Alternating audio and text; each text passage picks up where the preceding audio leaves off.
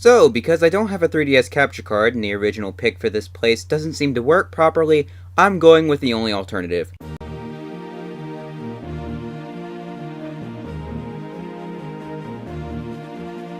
Oh boy. Well, this could be interesting.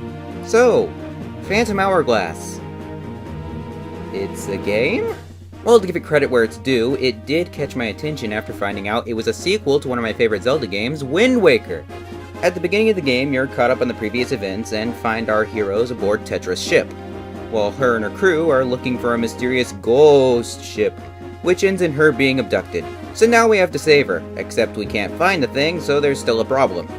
Having a similar art style, recurring characters, and a good story was nice to see from a game I otherwise thought was bad, which begs the question, why so low? Well, the control scheme sucks worse than the freshwater Zoras, and it's just as painful. Apparently it doesn't know what a controller is, because everything is done on the touchscreen. Guess I don't need this old thing. Now even simple tasks like walking and swinging your sword are more tedious and annoying than they should be. It was so bad I couldn't bear to play past the first dungeon, and yet, I didn't hate it. The puzzles were well thought out and worked around the strengths of the touchscreen very well, and ended off with an awesome boss. Most of my problems came from using a computer, and I can safely say that mouse pads were not made for this. Heck, it might have been placed higher if I had played it proper. Maybe some other time. So when it came time to pick between two remakes of a classic Zelda game, one with new gameplay mechanics and added content, or one that added almost nothing new to the base game, I choose the wrong one.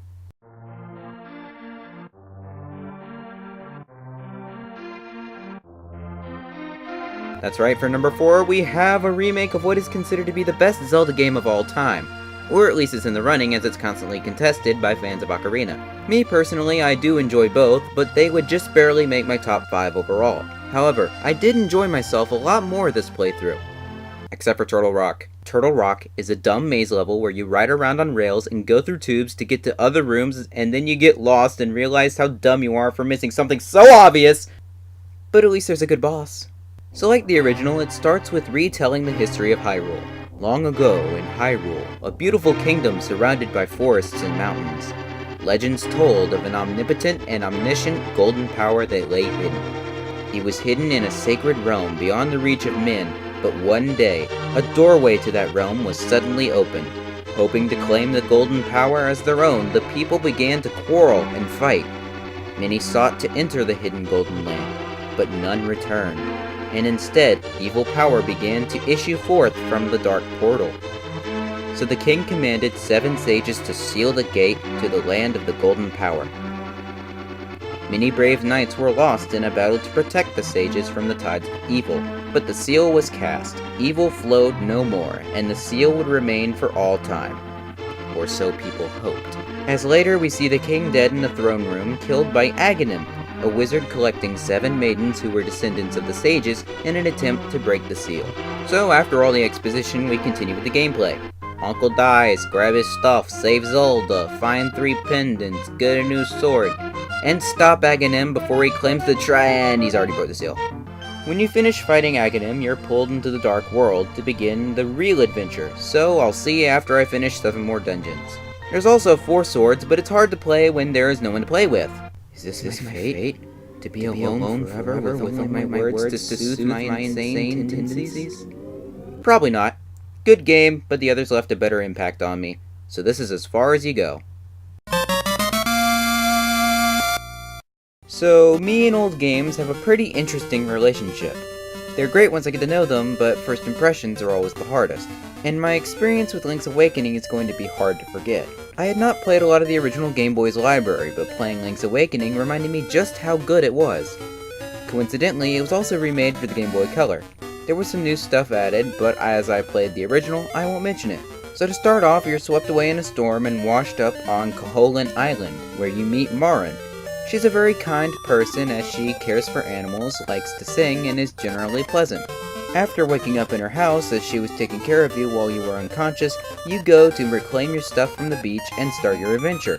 And even with the basic controls, it's got some solid gameplay and great dungeons. Except for Turtle Rock. Man, I've got a weird thing against turtles. To Tonight I dine on turtle soup. I can at least say I don't hate this Turtle Rock too much, as it's a little more forgiving. Also, I can't talk about Link's Awakening and not mention the 2D sections. As most Zelda is top-down, there are some moments where it goes the way of a 2D platformer, complete with moving platforms, pits, and Goombas. It's like Goombas? What are they doing here? Well, that's weird. I thought I was playing Zelda. Where'd you Shy Guys come from? Oh, hey Kirby, good to see you. Have you seen my friends the Goombas? I think I lost them on my way over here. Oh man, was I asleep during that whole segment? Hopefully nothing too crazy happened while I was out of it. So as much as I hate to say it, as this is one of my favorite Zelda games of all time, at number 2 we have the Minish Cap. A pick that probably doesn't make any sense to some, but to me is anything but unwarranted. Now the Minish Cap is an interesting pick for many reasons, one being it was not developed by Nintendo, but by Flagship, a company that was owned by Capcom. Another being the story.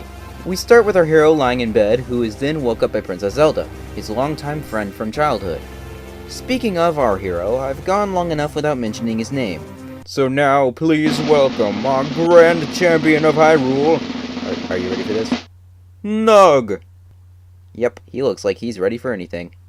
But sadly, our hero will have to wait, as Zelda has invited us to a carnival. That's pretty cool, I guess.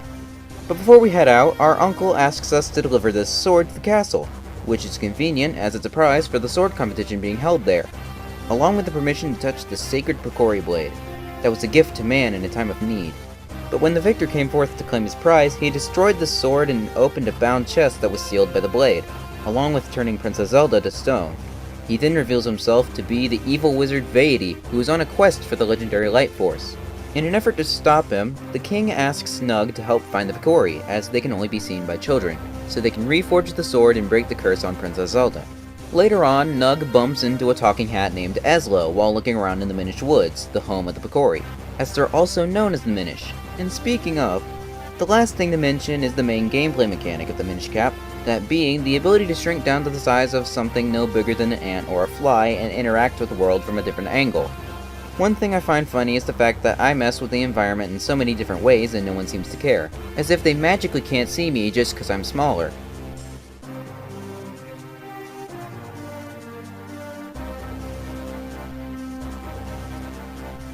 It has some of the best gameplay on the system, but was just barely beat out. So it's time to see what could possibly top my list. We've seen some very good contenders, but as I've now learned, sometimes the best things come in pairs.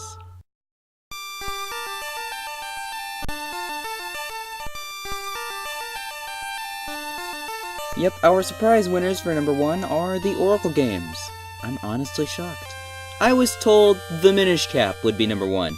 You steered me wrong, you stupid 8-ball. Well, let's look on the bright side of things. Starting with the games themselves, since the plots are practically the same, I'll just do them quickly to speed things up. You begin by touching the Triforce, and depending on the game you play, you're sent to one of 2 lands. In Ages, you're sent to Labyrenia and meet Nehru, the Oracle of Ages, while in the middle of singing for the animals as they enjoy her songs. Along with her is Ralph, a guy a little too invested in Nehru's safety. Not long after meeting her, you learn she's in danger when Impa reveals she had been possessed by Varen, the Sorceress of Shadows, after which Varen proceeds to inhabit Nehru and disrupt time. Luckily, thanks to the Harp of Ages, our hero is able to travel between past and present to find the essences of time and save Nehru from Varen's grasp. Likewise, in Seasons, you're sent to Haladrim and meet Din, the Oracle of Seasons, while in the middle of the dance routine with her band of travelers. Not long after meeting her, you learn she's in danger when her band of travelers are swept away and you're introduced to the evil General Onyx, after which Onyx proceeds to kidnap Din and disrupt the seasons. Luckily, thanks to the Rod of Seasons, our hero is able to travel between the 4 seasons to find the essences of nature and save Din from Onyx's grasp. Got it? Good. Now, the similarities bring up an interesting subject, as Seasons and Ages are linked to games, meaning the events of one will often be referenced in another. Like how at the beginning of Seasons, if you finished Ages, Din will straight up call you heroic, as she knows of your exploits in Labyrenia. Also, if you talk to our band of travelers, you find out that they're actually Hyrulean knights sent undercover by Zelda to protect Din, only they suck at their job. You'll even run into familiar characters while progressing through a connected playthrough, like how in Ages you meet Bibbin and Blossom. Meeting them for the first time will have you name their child, so I named him the only thing I could think of.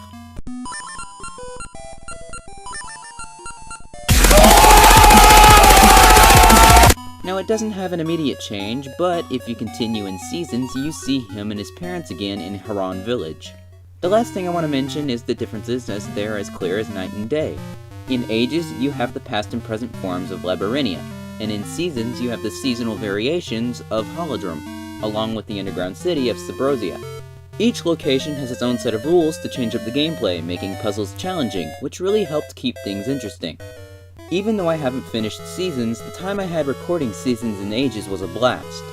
They could have just gone the way of remaking the same game twice, but instead made two fully unique experiences, along with having tons to unlock and discover across one grander adventure, making the Oracle of Ages and Seasons worthy of the #1 spot.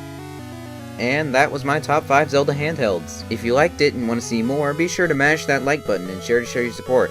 And as always, leave a comment down below to tell me what you want to see me do or play next time. Subscribe today to join the gang, and I will see you nuggets in the next one. Stay crispy and keep it digital. Hey gang, thanks again for tuning in. Sorry it took so long to record. Hopefully you guys enjoyed it anyway, as I got a bunch more coming for 2019, so let's hope it's a good one.